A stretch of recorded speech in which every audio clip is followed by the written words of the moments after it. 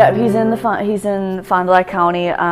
He has his revocation hearing for his previous conviction, which, if revoked off of probation, he sits for 2.5 years of prison and 3 years of probation, I believe they said. Sentencing hearing set up and a trial set up if it does go to that, but who knows? His last case, I think it took like a year, so it could be a while before anything really comes out of it. They actually offer a lot of stuff in prison. I think they said, they offer school and counseling and all this stuff, but I hope he takes things serious this time and realizes, that I hope this is a wake-up call, that you can't get away with this, and you didn't take because he didn't take his counseling serious the last time, and it showed after a while, because he would come home with his stuff and be like, hey, look what I learned, like this is what I'm gonna do if I ever get angry or whatever. But then in those situations, then it didn't click. He didn't stick to what he wanted to do. No, I definitely struggled. I struggled. There were, a couple days after it happened, I remember reaching out to his PO and I tried to say like, oh, it didn't happen.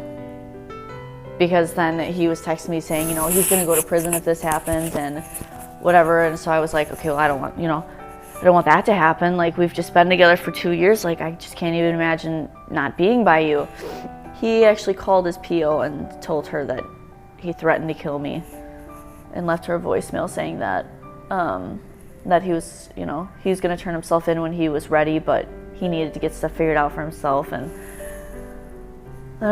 when she played that for me, I remember I was just, because then he was like, it takes a special someone to bring this side out of me, and like just saying everything was my fault. And I remember just sitting there and I was getting mad all over again. And I was like, I just came here because you called me crying saying how, I'm the only one that can fix this. So I tried to fix it, and then I hear that, and it was just like, and there it is. Like, there's that little narcissistic little side of you that I just cannot stand.